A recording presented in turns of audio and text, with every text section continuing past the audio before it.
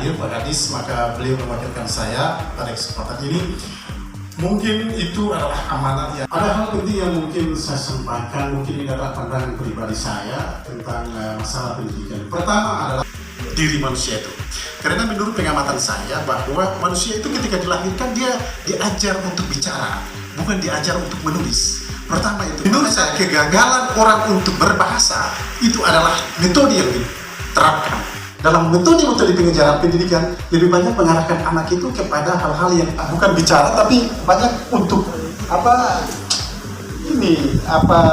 menulis ya. Di kampus berusia sekitar 20 tahun adalah perlu ada terobosan-terobosan di dalam dunia pendidikan. Pertama menurut saya adalah seorang pengajar harus dia mengajar dengan hati. Ya, orang yang mengajar dengan hati dia tidak akan merasa terpaksa untuk melakukan kegiatan-kegiatan pendidikan.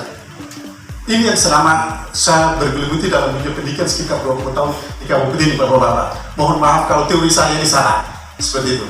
Terus yang berikut bahwa biasanya pergantian sistem pemerintahan itu metode-metodenya juga nih.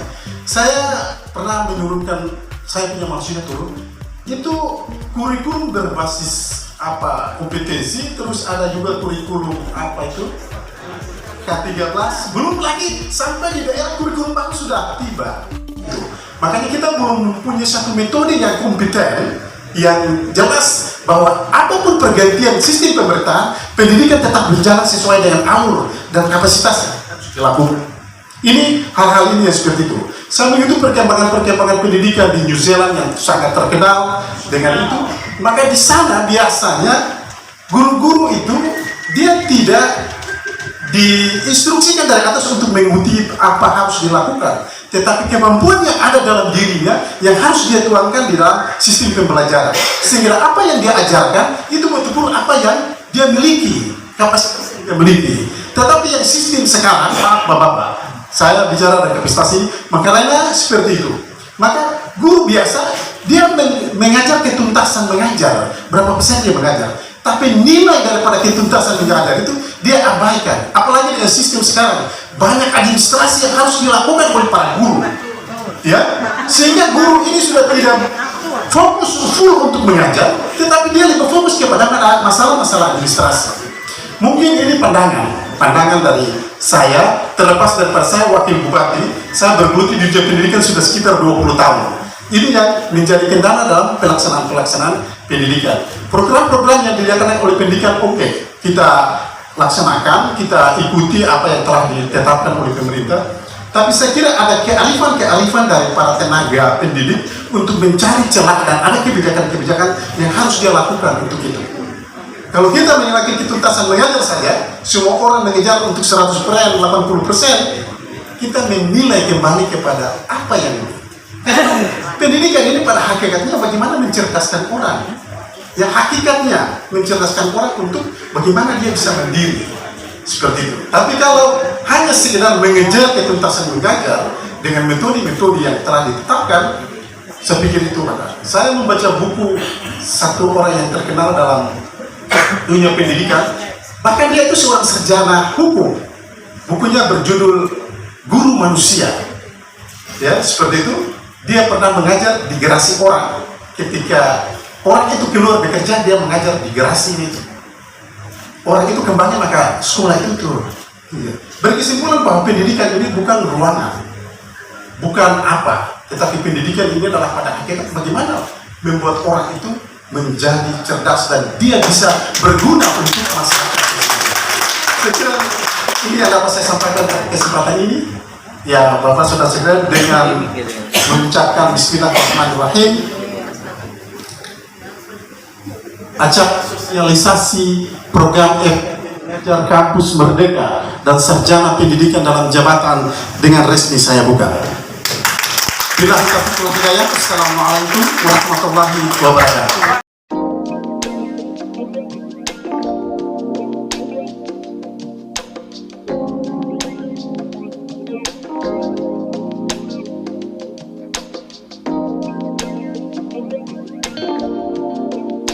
Disampaikan waktu dan kesempatan kami berikan.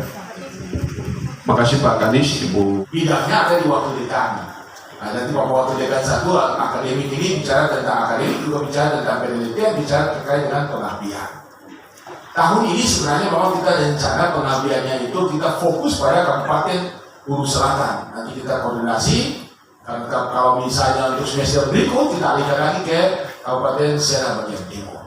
Nah, jadi kali ini saya FKP mengajar, nanti saya datang lagi FKP mengabdi, kemudian dosen-dosen juga nanti akan melakukan penelitian di 9 kabupaten dan 2 kota, saya namakan dia FKP meneliti. Nah, jadi penelitian terkait dengan memberikan kontribusi terkait dengan peningkatan mutu. Apa sebenarnya yang harus kita lakukan? FKP mengajar. Kami punya target, Bapak Ibu, karena memang saya ini Ketua Pendidikan Profesi Guru. Data saya juga sama dengan Bapak Kadis. Ya, jadi kita lihat jumlah guru kita di Maluku ini dari TK sampai dengan SMU, SMP, SMA, SMK itu hampir sekitar 70.000, 68.000 sekian.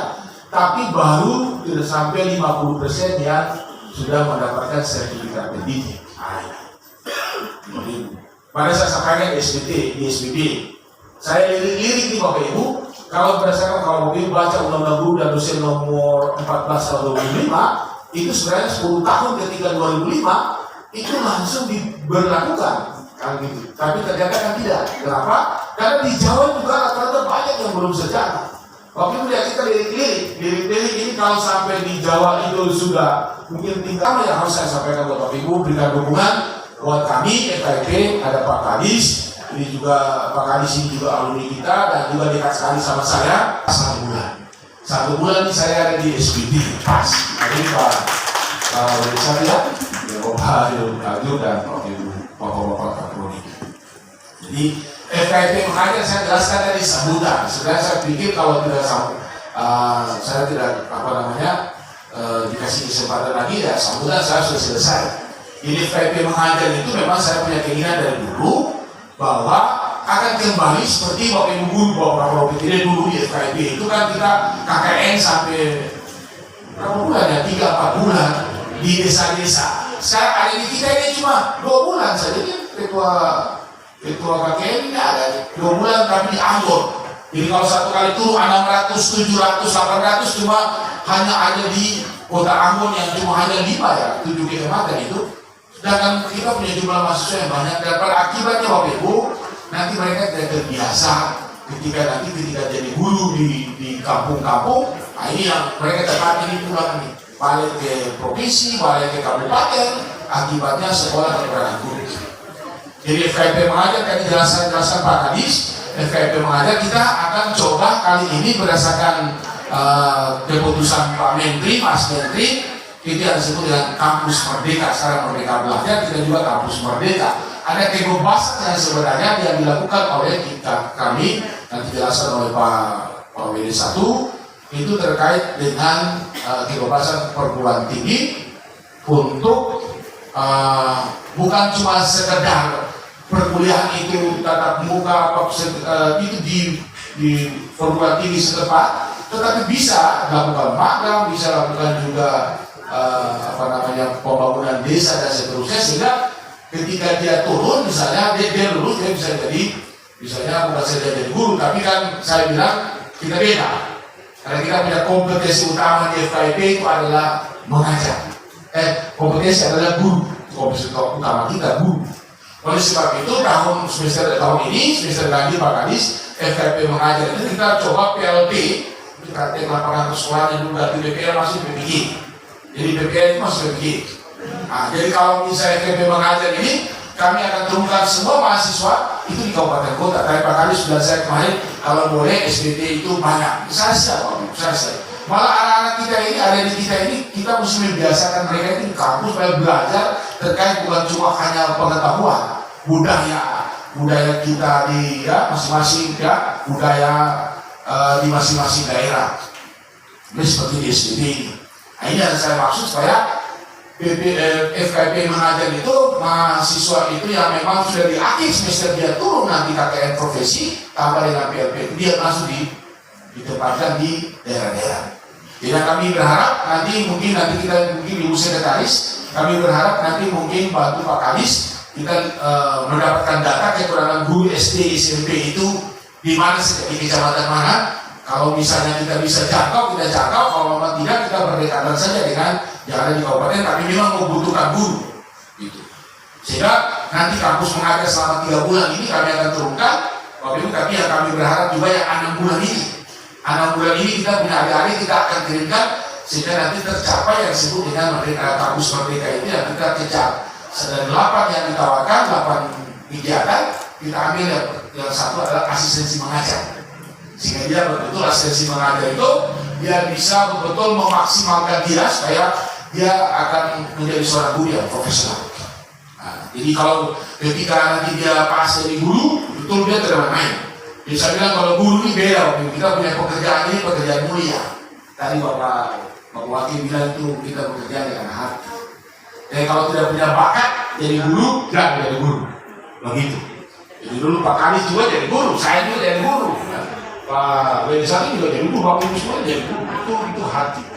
Jadi nanti mudah-mudahan Bapak Ibu, Bapak-bapak, Bapak Ibu ya, kalau berarti membantu, misalnya untuk membantu kepala sekolah, kita bisa pendataan nanti di Pak Kanis dan Ibu Sekretaris, sehingga kita dapat data. Nanti kita kirim surat resmi. Kalau kita punya PKS seperti yang kerjasama hari ini kita lakukan terkait dengan FKB mengajar, kampus merdeka dan sarjana pendidikan. Kalau misalnya Pak Kanis setuju, hari ini kita tanda tangan, sehingga nanti kita sampai di hari ini saya undang untuk kita rapat terkait dengan banyak hal.